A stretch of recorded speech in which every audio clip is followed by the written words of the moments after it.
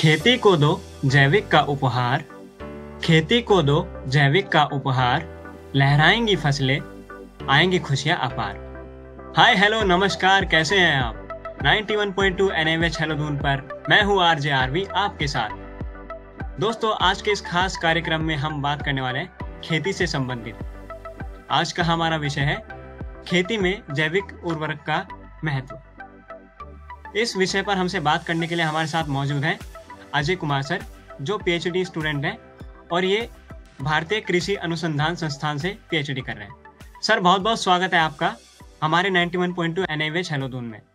बहुत बहुत धन्यवाद NIVH देहरादून का।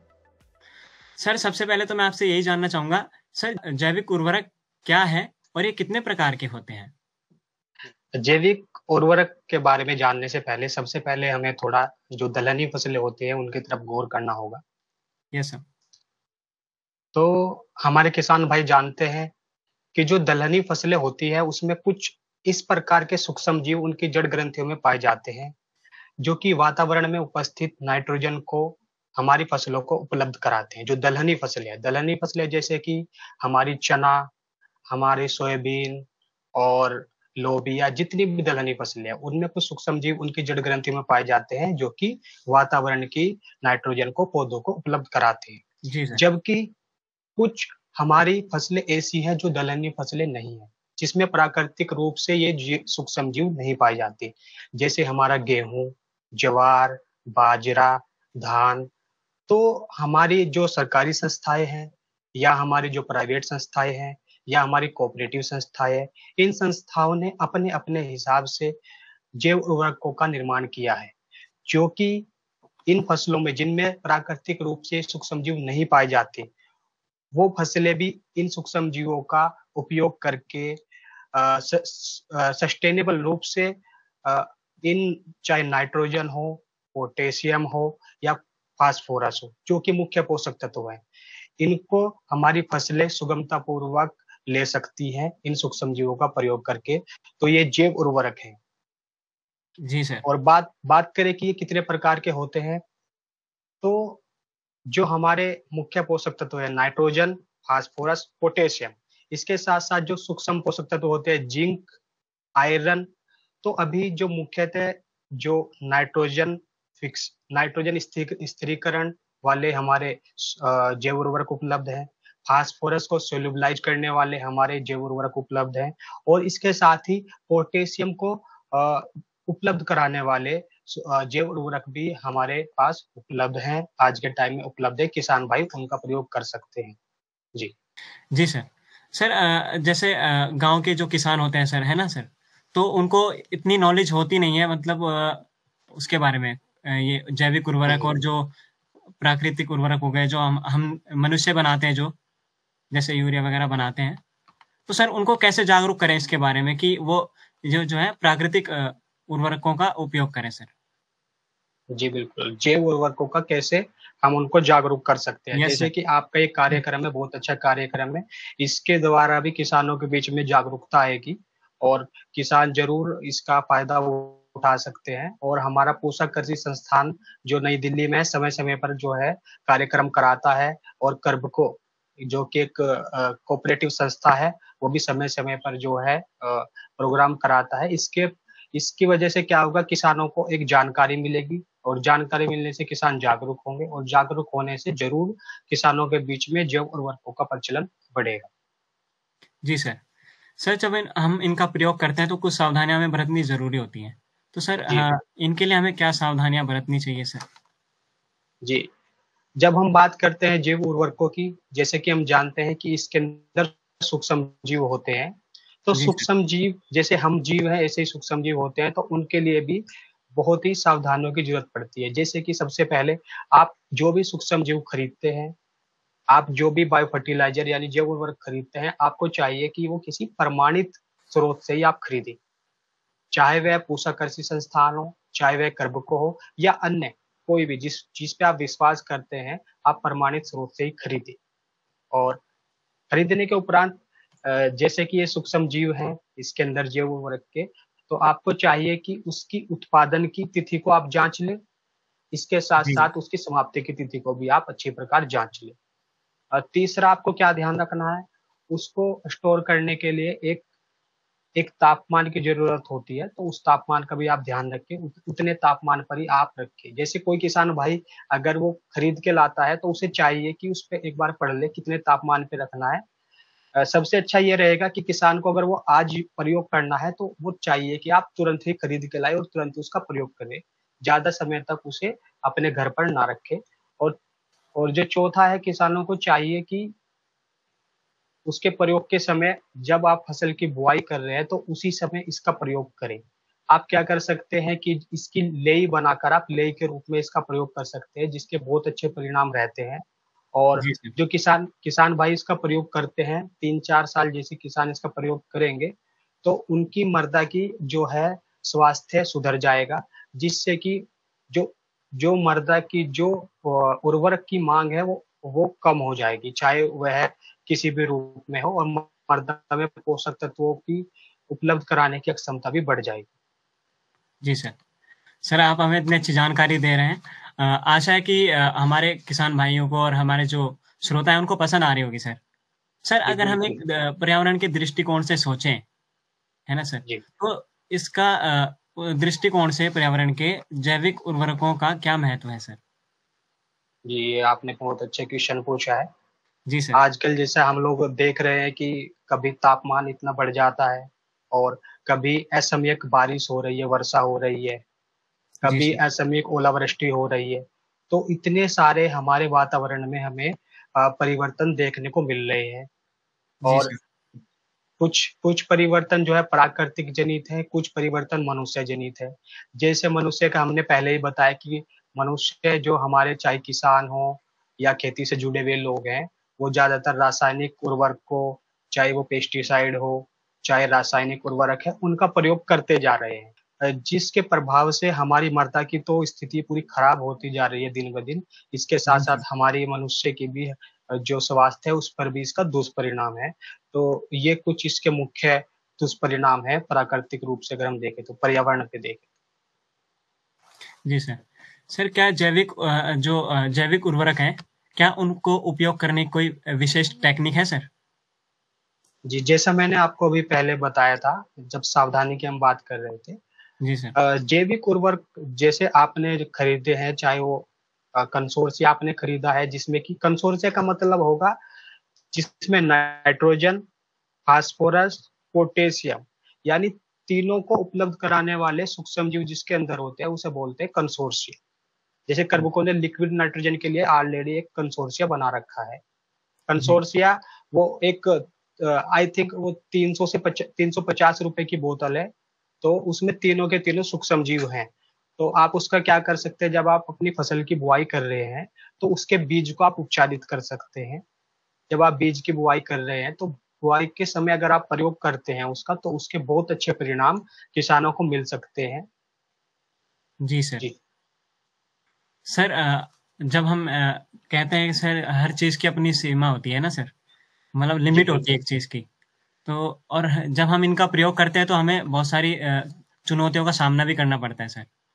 जी तो सर जब हम इनका प्रयोग करते हैं तो हमें क्या-क्या सावधानियाँ बरतनी, ये चुनौतियाँ आती हैं हमारे सामने और इनसे कैसे निपटा जा बिल्कुल। सकता है सर?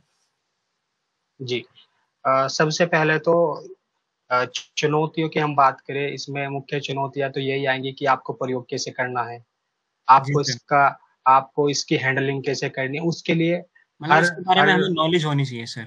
जी बिल्कुल, हर जिले के स्तर पे हमारे कृषि विज्ञान केंद्र कार्य कर रहे हैं। जी और सर। हमारी जो राजकीय जो कृषि जो विश्वविद्यालय है, वो भी काम कर रहे हैं। तो हमारे किसान भाई समय समय पर जाकर जो भी ट्रेनिंग वहाँ पे प्रोग्राम होते हैं, ट्रेनिंग प्रोग्राम अटेंड करें, जिससे कि इनसे संबंधित जानकारी किसान भाइयों को मिल सके, और वो इसमें जो है जो भी सुचारू रूप से जो भी स्किल है उसे किसान भाई ले सके। तो किसानों को चाहिए कि इसके प्रति ज़्यादा से ज़्यादा सम्मिलित हों, कार्य करें इससे रिलेटेड। सर जैसे आपने बताया हम कार्यक्रम आप करते हैं, जो कृषि अनुसंधान संस्थान है, वो जी, कार्यक्रम करते रहते हैं। सर क्या इसका कोई बिल्कुल। हेल्पलाइन नंबर भी है जिससे किसान भाई हमारे जानकारी ले सकें? कोई हेल्पलाइन जी, बिल्कुल। Helpline number? हमारा हमारा जो कृषि अनुसंधान संस्थान है, इसकी जो है वेबसाइट भी है।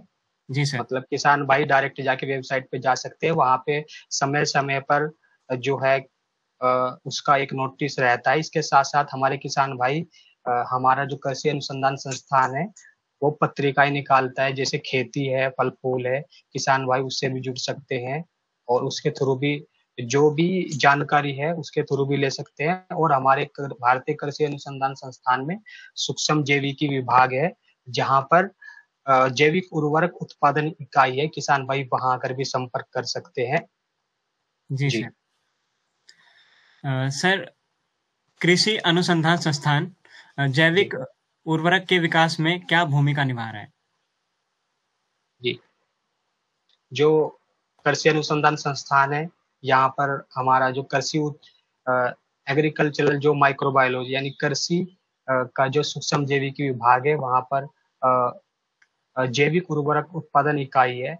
वहाँ पर आपको अलग अलग जो पैकेट हैं, अलग अलग पैकेट, चाहे छोटा उससे बड़ा, किसान अपनी जरूरत के हिसाब से खरीद सकते हैं। यहाँ पर सेल काउंटर है, सेल जी सर। काउंटर में लिक्विड में भी और जो हमारा पैकेट के रूप में भी जैव उर्वरक मिलते हैं।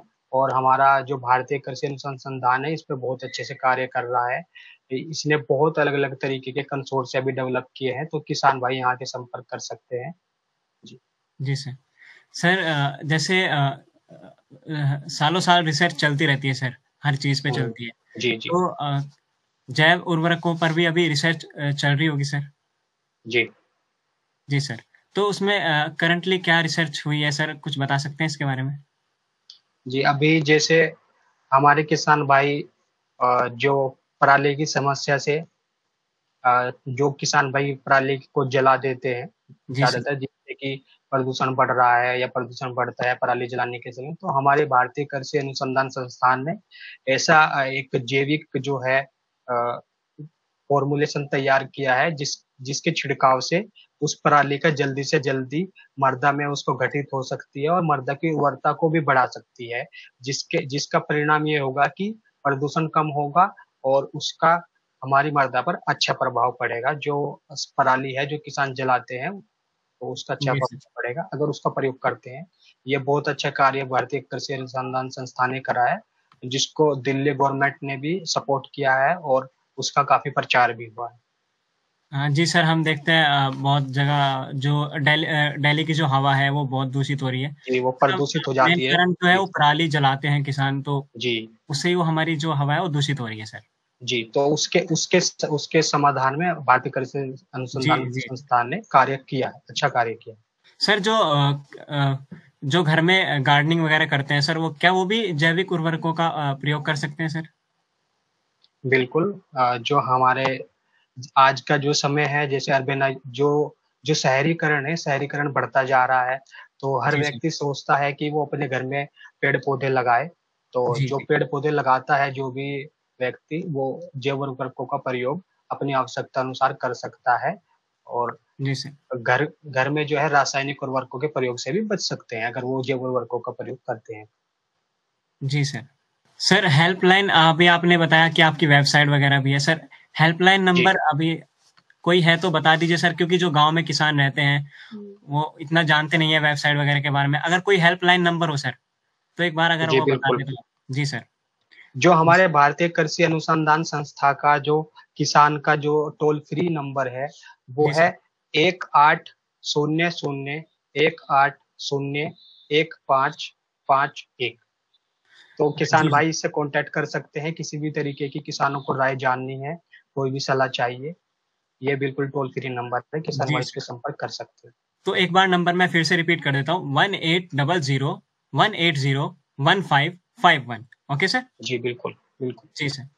सर, जैसे रासायनिक उर्वरक हैं और जैविक उर्वरक हैं सर, तो सर जी। क्या हम इनको मिलाकर भी खेती कर सकते हैं? जी, जैसा कि अभी आपने क्वेश्चन पूछा रासायनिक उर्वरकों का, हम किस प्रकार इसमें प्रयोग कर सकते हैं, तो जी सर। हम किसान भाइयों को ये सलाह देंगे कि जो किसान जैविक ये रासायनिक उर्वरक का प्रयोग करते हैं, वो अपनी जो 100% जो जो पोषक तत्वों की मांग है वो रासायनिक उर्वरकों से करते हैं। तो किसान भाई उसके साथ-साथ जो जैव उर्वरक हैं उसे सम्मिलित कर सकते हैं और सम्मिलित करके एक टिकाऊ टिकाऊ समाधान की ओर बढ़ सकते हैं। जी। जी सर। सर अंत में आप हमारे किसान भाइयों को और जो हमारे श्रोता हैं उनको क्या संदेश देना चाहेंगे सर? जी, मैं किसान जो हमारे किसान भाई हैं, जो कि हमारे देश के आर्थिक विकास में बहुत बड़ा एक योगदान देते हैं, मैं उनसे एक यही गुज़ारिश करना चाहूँगा कि अपनी जो भी कृषि है, अपने चाहे छोटे स्तर पर ही इन जैव उर्वरकों का प्रयोग करें और जि आपका योगदान देश के आर्थिक विकास में तो है ही, आपका योगदान फिर हमारे पर्यावरण संरक्षण में भी काफ़ी अच्छा योगदान होगा और जो हमारे देश में उपभोक्ता है, जो कि आपके जो फसल है उसका उपभोग करता है, तो उसकी भी स्वास्थ्य पर अच्छा प्रभाव पड़ेगा। इसके साथ-साथ हमारी मृदा भी आने वाली जो पीढ़ी है उनके लिए संरक्षित रहेगी और इस लायक रहेगी कि वो पोषक तत्व आगे भी अच्छे से हमारी फसलों को प्रदान कर सके। तो किसान भाई जहाँ तक भी हो सके आप जैविक उर्वरकों का प्रयोग करें और समय-समय पर अपने आस-पास केवीके हों उनसे संपर्क करें, भारतीय कृषि अनुसंधान संस्थान से संपर्क करें और आप ट्रेनिंग वगैरह ज़रूर आप लोग उसमें पार्टिसिपेट करें। धन्यवाद। जी सर। सर सच में आपने हमें बहुत सारी जानकारियाँ दी, हमारे श्रोताओं को बहुत सारी जानकारियाँ दी। इससे हमारे श्रोता कुछ ना कुछ ज़रूर सीखेंगे और पर्यावरण को संरक्षित करने में अपना योगदान देंगे सर। और सर जी, आपने बिल्कुल। सही कहा कि किसान हमारे अन्नदाता हैं। अगर बिल्कुल। किसान नहीं होंगे तो हम खाएँगे कैसे? जब तक खाएँगे नहीं तो काम कैसे करेंगे? तो जी, सर बिल्कुल। आपका बहुत-बहुत धन्यवाद कि आपने अपना हमें कीमती समय दिया सर। आप यहाँ पर आए, जुड़े हमसे और जी, इतनी अच्छी धन्यवाद। जानकारी हमें दी आपने, इसका आपका बहुत-बहुत धन्यवाद। धन्यवाद एनआईवीएच देहरादून, धन्यवाद। तो दोस्तों आज के कार्यक्रम में इतना ही और जो सर ने हमें इतनी अच्छी जानकारियाँ दी, आप ज़रूर उनको फ़ॉलो करें और इसको ज़्यादा से ज़्यादा शेयर करें ताकि जो हमारे किसान भाई हैं वो भी इसको और फ़ॉलो कर सकें। तो आज के कार्यक्रम में बस इतना ही, तब तक के लिए मुझे दीजिए इजाज़त। नमस्कार।